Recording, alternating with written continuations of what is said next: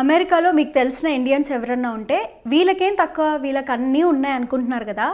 కానీ మీలో ఎంతమందికి అమెరికాలో ఉంటున్న H4 వైఫ్ల మనసులో బాధ తెలుసు?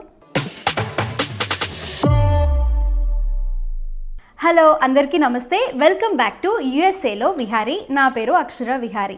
ఈ వీడియో చూస్తున్నారంటే మీరు కూడా ఒక H4 వైఫ్ అయి ఉండొచ్చు, లేదా మీ ఫ్యామిలీలోనో ఫ్రెండ్స్లోనో అట్లీస్ట్ మీకు తెలిసిన సర్కిల్లో ఎవరో ఒకరు అమెరికాలో H4 వైఫ్గా ఉండుండొచ్చు, ఆర్ ఎల్స్ అట్లీస్ట్ హస్బెండ్గా. ఈ వీడియోలో నేను అమెరికాలో H4 వైఫ్గా ఉంటున్న వాళ్ళు ఫేస్ చేసే ఛాలెంజెస్ అన్నీ కూడా నేను చెప్పబోతున్నాను. సో ఈ వీడియో ఫర్దర్గా వెళ్ళే ముందు డెఫినెట్గా నా ఛానల్ని సబ్స్క్రైబ్ చేసుకోండి, లైక్ చేయండి అండ్ షేర్ చేయండి. నేను ఈ వీడియోలో ఒక H4 వైఫ్గా నా ఒక్కదాని ఎక్స్పీరియన్సే కాదు, నేను చాలామంది H4 వైఫ్స్ని కలిసాను అనమాట.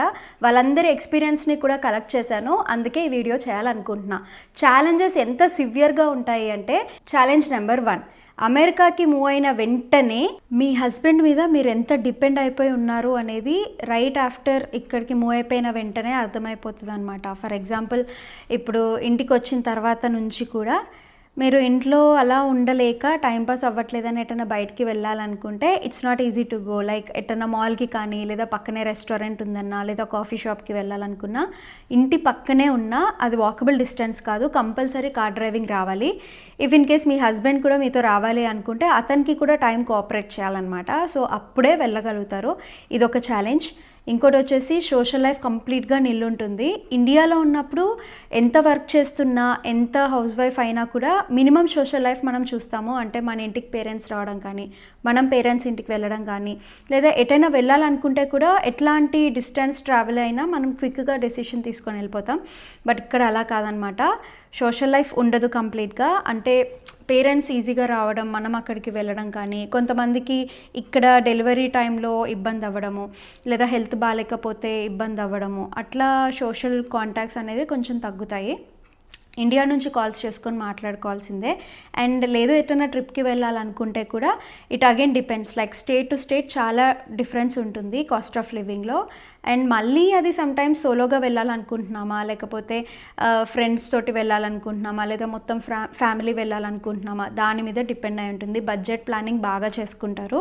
సమ్టైమ్స్ ఏమవుతుంది అంటే ఇంట్లో ఉండి ఉండి ఉండి డిప్రెషన్కి వెళ్ళిపోయి కొంచెం మెంటల్ ఇంబ్యాలెన్స్ తోటి సమ్టైమ్స్ ఎట్లా ఉంటుంది అంటే, ఉమెన్కి, హౌస్ వైఫ్స్కి ఎక్కువగా మీరు వింటూనే ఉంటారు కదా, కాల్స్లో తెలిసిన వాళ్ళు మాట్లాడుకోవడం, అంటే ఇంట్లో ఉండి ఊరికే ఏడుస్తుందంట, లేకపోతే షీఈస్ ఫీలింగ్ వెరీ లోన్లీ, డిప్రెసివ్గా ఉందంట, తనకి ఊరికనే డిప్రెషన్లోకి వెళ్ళిపోతుంది అని. ఇట్లాంటివి ఎక్కువగా అమెరికాకి కానీ వేరే కంట్రీకి కానీ వెళ్ళిన తర్వాత ఎటువంటి జాబ్ ఏముండదు కదా, పనిపాట ఏముండదు, ఇంట్లోనే ఉండి ఇట్లాంటి పనులు, చిన్న చిన్న పనులు చేసుకోవడం. బట్ ఇల్లు దాటి బయటకు వెళ్ళడం అనేది ఉండదు. కంప్లీట్గా ఐసోలేటెడ్గా అయిపోయామనిపిస్తూ ఉంటుంది. సింపుల్గా చెప్పాలి అంటే ఒకలాంటి లాక్డౌన్లో ఉన్నామేమో అనిపిస్తుంది. సో ఇట్లాంటి ఫీలింగ్ అమెరికాకు వచ్చిన తర్వాత ఎవరైనా చూస్తారు. జాబ్ చేసే వాళ్ళకి ఎక్కువ అనిపించదు, బికాస్ వాళ్ళకి డైవర్షన్ ఉంటుంది. బట్ హౌస్ వైఫ్స్ ఎవరైనా ఇట్లాంటి ఫీలింగ్ ఎక్కువగా చూస్తాం ఇండియాకి కంపేర్ చేసుకుంటే అమెరికాలో. సో ఇదొక ఛాలెంజ్. ఇంకో ఛాలెంజ్, ఎవ్వరూ పట్టించుకోరు అనమాట. ఎంత ఫ్రెండ్స్ అయినా కూడా, అంటే వచ్చిన తర్వాత వెంటనే ఎక్కువగా ఫ్రెండ్స్ అవ్వరు కదా, ఇక్కడ ఫ్రెండ్స్ అవ్వాలి అంటే చాలా టైం పడుతుంది. స్టార్టింగ్ నుంచి కూడా మామూలుగానే పలకరించుకుంటారు. అంటే హవ్ యూ అంటే హవ్ యూ అనుకోవడం, ఇట్లా నార్మల్గా పలకరించుకుంటారు. బట్ ప్రాపర్గా ఫ్రెండ్స్ అవ్వాలి అంటే ఎక్కడైనా టైం పడుతుంది కదా. కంట్రీలో ఉన్నాము అని అంటే ఇంకొంచెం టైం పడుతుంది అనమాట. ఆ ట్రస్ట్ అదంతా కూడా స్పెషల్గా మరీ ఎస్పెషల్లీ ఎవరు ఇట్లాంటివి ఫేస్ చేస్తారు అంటే, స్టేట్ టు స్టేట్ చాలామంది మారుతారనమాట. సో అట్లాంటి టైంలో ఇది చాలా పెద్ద ఛాలెంజ్గా ఫీల్ అవుతారు. ఇదొక ఛాలెంజ్. H4 వీసా మీద ఉన్నప్పుడు ఎట్లాంటి జాబ్ చేయడానికి కూడా ఉండదన్నమాట. ఇండియాలో ఉన్నప్పుడు ఎంత ఎక్స్పీరియన్స్ ఉన్నా అమెరికాకి H4 వీసా మీద వస్తున్నారు అంటే మీరు కంప్లీట్గా జాబ్లెస్ అయిపోతారు. అంటే ఎట్లాంటి జాబ్ కూడా చేయడానికి అస్సలు ఉండదు, అది కంప్లీట్గా illegal. If in case EAD ఉంటే మాత్రం అప్పుడు జాబ్ చేసుకోవచ్చు. బట్ కొన్ని ఇయర్స్ బ్యాక్ చాలామంది ఈఏడి లేకుండా కూడా చేసుకున్నారు. బట్ ఇప్పుడు చాలా రూల్స్ అన్నీ కూడా చాలా స్ట్రిక్ట్గా అయ్యాయి కదా. సో దానివల్ల ఎవరన్నా ఈఏడి లేకుండా ఇల్లీగల్గా జాబ్ చేస్తున్నా కూడా ఆపేశారనమాట. సో అదొక ఛాలెంజ్ ఉంటుంది. ఇంకోటి వచ్చేసి, ఇప్పుడు ఇక్కడ చాలా కంపెనీస్ H1B మీద ఉన్న వాళ్ళకి I-140 ప్రాసెస్ ఆపేశారనమాట. అంటే because of these political issues అవన్నీ. సో అంటే I-140 ఆపేశారు కాబట్టి EAD రావడం కూడా ఈ ప్రెజెంట్ సినారియోలో ఇట్స్ కంప్లీట్లీ ఇంపాసిబుల్. ఇంకొక ఛాలెంజ్, ఇందాక చెప్పాను కదా, ఇండియాలో ఉన్నప్పుడు ఎంత ఎక్స్పీరియన్స్ ఉన్నా కూడా ఇక్కడికి వచ్చిన తర్వాత అంటే H4 వీసా మీద అమెరికాకి వస్తే మాత్రం కంప్లీట్గా జాబ్లెస్ అయిపోతారు. అండ్ ఈ ఎవరు ఎక్కువగా ఛాలెంజ్గా ఫీల్ అవుతారు అంటే చాలామంది వరకు వాళ్ళ హస్బెండ్కి I-140 రాకముందే అమెరికాకి వచ్చేసిన వాళ్ళు ఉంటారు కదా. సో అలాంటి వాళ్ళు చాలా ప్రాబ్లమ్ని ఫేస్ చేస్తున్నారు. అలా వచ్చిన తర్వాత యాక్చువల్లీ I-140 వచ్చిన తర్వాత వచ్చుంటే మాత్రం వాళ్ళు వచ్చిన తర్వాత EADకి అప్లై చేసుకోవచ్చు. వితిన్ మంత్స్ ఆర్ సమ్టైమ్స్ 1 ఇయర్లో అప్రూవ్ అవుతుంది EAD. బట్ ఎవరైతే I-140 రాకముందే వచ్చేసారో యాక్చువల్లీ చాలామంది అలా వచ్చారు. H4 వీసా మీద చాలామంది వచ్చారనమాట I-140 రాకముందే. అలా వచ్చిన వాళ్ళందరూ చాలా ఛాలెంజెస్ ఫేస్ చేస్తున్నారు. ఇదొకటి. ఇంకోటి కంప్లీట్గా ప్రొఫెషనల్ లైఫ్ మీద డిపెండ్ అయిపోతారు. అంటే ఇండియాలో జాబ్ చేసిన వాళ్ళు ఎవరైతే ఉంటారో ఆర్ ఎల్స్ హౌస్ వైఫ్స్నైనా చూడండి, అలా ఉండి కంప్లీట్గా అలవాటు పడిపోతారనమాట ఆ ఇంట్లో ఆ వాతావరణానికి. ఇంకా ఇది తప్పితే ఇంకో పని చేసుకోవడానికి కుదరదు అని అనుకుంటారు చూసారా. అట్లాంటి వాళ్ళు మళ్ళీ ఇక్కడికి వచ్చిన తర్వాత ఒకవేళ జాబ్ చేయాలి అనుకున్నా, ఒకవేళ సాఫ్ట్వేర్ జాబ్ దొరకకపోయినా ఇంకో జాబ్ చేయడానికి రెడీగా లేరు చాలామంది. బికాస్ వాళ్ళు కంప్లీట్గా వాళ్ళ ప్రొఫెషనల్ గ్రోత్ మీద కంప్లీట్గా డిపెండ్ అయిపోతారు. సో అలాంటి వాళ్ళకి ఇంకేమి చేయలేము అనే అనుకుంటారు కదా. అలా ఇదొక challenge. One more challenge, professional growth మీద డిపెండ్ అయిపోయిన వాళ్ళు కూడా ఇక్కడికి వచ్చిన తర్వాత ఒకవేళ వాళ్ళకి సాఫ్ట్వేర్ జాబ్ దొరకలేదు అనుకోండి, అదే అంటే సాఫ్ట్వేర్ జాబ్ కాకపోతే ఇంకో జాబ్ చేయడానికి వాళ్ళు ప్రిపేర్గా ఉండాలన్నమాట. అట్లీస్ట్ ఇంకో జాబ్. అంటే ఇక్కడ చాలా వరకు ఇఫ్ ఇన్ కేస్ మనకి ఏదైనా హాబీ ఉందనుకోండి, సింగింగ్ కానీ లేదా డాన్సింగ్ కానీ లేదా మెహందీ పెట్టడం కానీ ఇట్లాంటి ఏమైనా హాబీస్ ఉంటే వాటిని మనం ఇంకా పర్ఫెక్ట్గా నేర్చుకుంటే మాత్రం ఇక్కడ అట్లాంటి యాక్టివిటీస్కి చాలామంది వరకు హండ్రెడ్స్లో థౌజండ్స్లో మనకి డబ్బులు ఇచ్చి మరీ మన దగ్గర నుంచి ఆ స్కిల్ని నేర్చుకోవాలనుకుంటారు.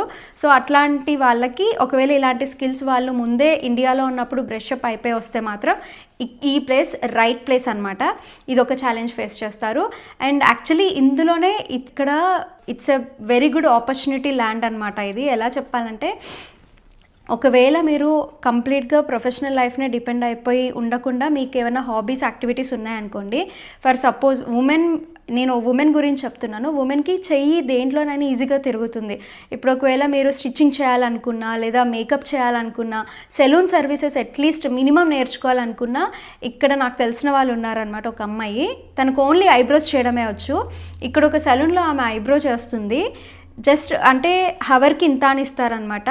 హవర్కి ఇన్ని డాలర్స్ అన్నది కూడా స్టేట్ మీద డిపెండ్ అయి ఉంటుంది. అయితే ఆ అమ్మాయికి ఎప్పుడన్నా ఎప్పుడైనా ఏదైనా ఒక వీక్ తనకి వచ్చే శాలరీ లేట్ అయినా కూడా టిప్ల మీద బతికేచ్చు అనమాట. ప్రతి వర్క్లో మీరు ఎక్కడికి వెళ్ళినా టిప్ అనేది ఇక్కడ చాలా కామన్. టిప్ ఇవ్వకపోతే ఇలా చూస్తారనమాట. సో ఇక్కడ టిప్స్ అనేది చాలా కామన్. ఒకవేళ ఏదైనా వీక్లో శాలరీ లేట్ అయినా టిప్ల మీద బతికేచ్చు. అలా స్కిల్స్ అనేవి చాలా important, not just with software or core jobs.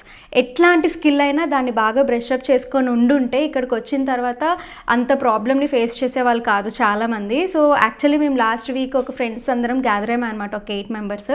అందులో కొంతమందికి EAD ఉంది, ఇంకొంతమందికి యాక్చువల్లీ H1B ఉండింది. బట్ 2 years బ్యాక్ అయిన లే ఆఫ్స్లో వాళ్ళకి జాబ్స్ పోవడం వల్ల మళ్ళీ డిపెండెంట్గా కన్వర్ట్ అయ్యి ఇక్కడే వాళ్ళ హస్బెండ్స్ తోటి ఉంటున్నారు. సో మొత్తం అందరం డిస్కస్ చేశాక ఏమర్థమైంది అంటే, కంప్లీట్గా ప్రొఫెషనల్ లైఫ్ మీద కాకుండా ఇలా స్కిల్స్ని పట్టుకొని లేదా ఇలా హాబీస్ ఉంటాయి కదా, ఆ హాబీస్లో ప్రొఫెషనల్ లాగా వాళ్ళు ప్రాక్టీస్ చేసిన వాళ్ళు ఎవరైనా ఉంటే వాళ్ళకి ఇక్కడ పక్కా డిమాండ్ ఉంటుంది. అండ్ మంచిగా మనీ కూడా ఎర్న్ చేయొచ్చు అనమాట. అండ్ ఇంకో ఛాలెంజ్ వచ్చేసి, ఇక్కడ కొంతమంది లేడీస్ని చూస్తాము వేర్ అంటే వాళ్ళ ఇంట్లో ఎవరు అబ్బాయిలు అంటే అన్నలు తమ్ముళ్ళు ఉండరనమాట. వాళ్ళ పేరెంట్స్ కంప్లీట్గా వీళ్ళ మీదే డిపెండెంట్గా ఉంటారు.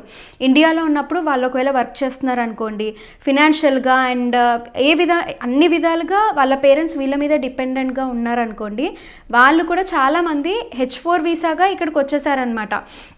అంటే అప్పటి వరకు ఎంతో కొంత సేవింగ్స్ ఉంటాయి కదా, ఆ సేవింగ్స్ మీద ఓకే నడవచ్చు అని అనుకున్నారు. బట్ ఇక్కడికి వచ్చిన తర్వాత ఇక్కడ కాస్ట్ ఆఫ్ లివింగ్ చూసి అండ్ ఇండియాలో ఉన్నప్పుడు ఒకవేళ పేరెంట్స్ సిక్ అయితే అలా ఖర్చులు అనుకోం కదా మనము ఏ టైంకి ఎలా ఉంటాయో.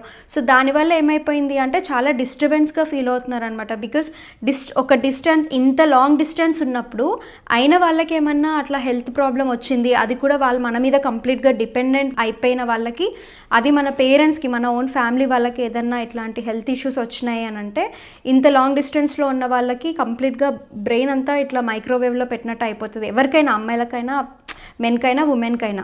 సో చాలామంది యాక్చువల్లీ ఉమెన్ వస్తారు కదా, కొన్ని కేసెస్లో లైక్ 5 to 7% హస్బెండ్స్ ఉమెన్ మీద డిపెండెంట్ వీసా మీద వచ్చి ఉంటారు. సో అలాంటి సినారియోస్ కూడా ఉంటాయన్నమాట. అలాంటప్పుడు ఏమవుతుందంటే ఈ స్పౌస్, ఐదర్ హస్బెండ్ లేదా వైఫ్ అనేవాళ్ళు వాళ్ళ స్పౌస్ వాళ్ళ పేరెంట్స్ అంటే వాళ్ళ ఇన్లాస్కి ఇండియా నుంచి హెల్ప్ చేసినా ఎప్పుడు సిచ్యువేషన్స్ ఒకటేలాగా ఉండవు కదా. ఇక్కడ కాస్ట్ ఆఫ్ లివింగ్, వాళ్ళు ఒకవేళ స్టేట్ మారితే వాళ్ళ కాస్ట్ ఆఫ్ లివింగ్ పెరగచ్చు. సమ్ టైమ్స్ అవి గొడవలకు కూడా దారితీయచ్చు అనమాట. అదొక బిగ్ ఛాలెంజ్ ఉంటుంది ఇక్కడ. అండ్ ఇంకొకటి, వైఫ్ అండ్ హస్బెండ్ అన్న తర్వాత గొడవలు అనేవి చాలా కామన్. కానీ అమెరికాకు వచ్చిన తర్వాత అది కామనే, రెగ్యులర్గా అవుతూ ఉంటాయి అనమాట. బికాజ్ చెప్పాను కదా, ఇలా బయటికి వెళ్ళి చేయడానికి ఒక పని ఉండదు, చేయాలంటే అది ఇల్లీగల్. ఈఏడి రావడానికి చాలా టైం పడుతుంది. అప్పటి వరకు మనకి ఎంత ఎక్స్పీరియన్స్ ఉన్నా అదంతా వేస్ట్ అయిపోతూ ఉంటుంది అనమాట. అంటే ఇక్కడికి వచ్చి ఉన్న తర్వాత అంతా యూజ్లెస్సే కదా ఆ టైం అంతా కూడా. సో దానివల్ల ఏమైపోతుందంటే కంప్లీట్గా మైండ్ అంతా ఒకలాంటి డిప్రెషన్ జోన్లో ఉంటారనమాట వాళ్ళు. అలా ఉండడం వల్ల తెలియకుండానే చిరాకులు అవన్నీ అవుతూ ఉంటాయి ఇంట్లో. సమ్టైమ్స్ పిల్లల వల్ల, లేకపోతే ఫ్యామిలీలోనే ఏదైనా డిస్టర్బెన్స్ రావడం, వైఫ్ అండ్ హస్బెండ్కి ఏదైనా ప్రాపర్గా డిస్కషన్ సరిగ్గా లేక ఏదైనా మిస్అండర్స్టాండింగ్స్ అవ్వచ్చు. సో ఇట్లాంటి వల్ల కొన్నిసార్లు గొడవలు గట్టిగానే అవుతాయి అనమాట. ఇది చాలా కామన్గా చూస్తాము అమెరికాకి మూవ్ అయిన కపుల్స్లో. ఇది ఒక ఛాలెంజ్. సో ఇన్ని ఛాలెంజెస్ ఉన్నాయన్నమాట. సో నేనేం చెప్తానంటే, రేపొద్దున ఒకవేళ అన్ని సిచ్యువేషన్స్ సాల్వ్ అయిపోయి పొలిటికల్ ఇష్యూస్ ఏమీ లేకుండా మళ్ళీ H1B స్టార్ట్ చేశారు అంటే అప్పుడు మళ్ళీ H4 వైఫ్లు అనే వాళ్ళు వస్తారు కదా. సో వాళ్ళకి వీడియో డెఫినెట్గా యూస్ఫుల్ అవుతుంది.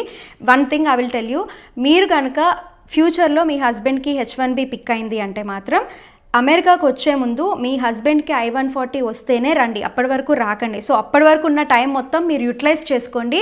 దట్టు జస్ట్ సాఫ్ట్వేర్ జాబ్ కానీ, లేదా మీరు ఏదైనా కోర్ జాబ్ చేస్తున్నారంటే అట్లాంటి జాబ్స్ మీద కంప్లీట్గా డిపెండ్ అవ్వకుండా ఒకటి అట్లీస్ట్ ఏదైనా 1 or 2 స్కిల్స్ ఏమైనా నేర్చుకొని వాటిని బాగా బ్రష్ అప్ అయ్యి ఇక్కడికి రండి. ఫర్ ఎగ్జాంపుల్ ట్యూటరింగ్ చెప్పడం కానీ, అంటే అమెరికాకి వచ్చిన ఇండియన్స్ ఎవరైనా మ్యాథ్ చెప్తున్నారు అంటే వాళ్ళకి చాలా డిమాండ్ ఉంటుంది. నాట్ జస్ట్ దట్, టైలరింగ్ చేసే వాళ్ళు ఎవరైనా ఉన్నారు అంటే ఇప్పుడు ఆల్టరేషన్ చేశారంటే మినిమం $40 వస్తాయన్నమాట. అదొకటి. ఇట్లా చాలా ఉంటాయి. సెలూన్ ఎక్స్పీరియన్స్ కనుక మీకు ఉంటే వాళ్ళకి కూడా బేస్డ్ ఆన్ దేర్ ఎక్స్పీరియన్స్ ఉంటుంది. సమ్టైమ్స్ అసలు ఫ్రెషర్గా ఉన్నా కూడా క్విక్గా తీసుకుంటారు. అంటే మీ వర్క్ చూస్తారు. మీ వర్క్ చూడాలి అని అంటే ఫస్ట్ మీకు వచ్చి ఉండాలి కదా. సో అందుకే ఇండియా నుంచి వచ్చేటప్పుడే ప్రాక్టీస్ చేస్తుంటే బాగుండు అని చాలామంది ఇక్కడ అనుకుంటారు, బాధపడతారు. కొన్నిసార్లు అయితే ఏడుస్తారు, అరే మేమేం డబ్బులు సంపాదించట్లేము. ఉమెన్కి ఈ రోజుల్లో ఫినాన్షియల్ ఇండిపెండెన్స్ అనేది ఎంత ఇంపార్టెంటో మనం స్పెషల్గా ఈ 2026లో మాట్లాడుకునే అవసరం లేదు. సో అలా నేను కూడా ఇన్ని డబ్బులు సంపాదిస్తే బాగుండు అని చాలామంది అనుకుంటారు. అలా అనుకొని చాలా ఏడుస్తారు కూడా, జాబ్ చేయలేకపోతున్నాను, నాకంటూ ఓన్గా ఎర్న్ చేసుకోలేకపోతున్నాను అని. సో ఒకవేళ వేరే కంట్రీకి వెళ్తున్నారంటే మాత్రం 2 లేదా 3 స్కిల్స్ అనేవి డెవలప్ చేసుకొని వెళ్ళడం చాలా ఇంపార్టెంట్ అండి. బికాస్ ఇండియా మనకు అమ్మ లాంటిది. అమ్మ దగ్గర ఉన్నన్ని రోజులు ఏం తెలీదు. ఒకసారి అమ్మింటి నుంచి బయటికి వెళ్తున్నాము అంటే అప్పుడు తెలుస్తుంది. ఇది కూడా అంతే. మన కంట్రీ నుంచి బయటికి వెళ్తున్నారు అంటే ఒక్క పనినే నమ్ముకోకండి, ఇంకో 2 పనులు ఇంకేమన్నా స్కిల్స్ నేర్చుకోండి. సో అది చెప్పాలనుకుంటున్నాను. ఈ వీడియో కనుక మీకు హెల్ప్ఫుల్ అయింది, అట్లీస్ట్ ఇన్ఫర్మేటివ్గా ఉంది అనుకుంటే డెఫినెట్గా నా ఛానల్ని సబ్స్క్రైబ్ చేసి ఈ వీడియోని లైక్ చేసి షేర్ చేయండి. Thank you.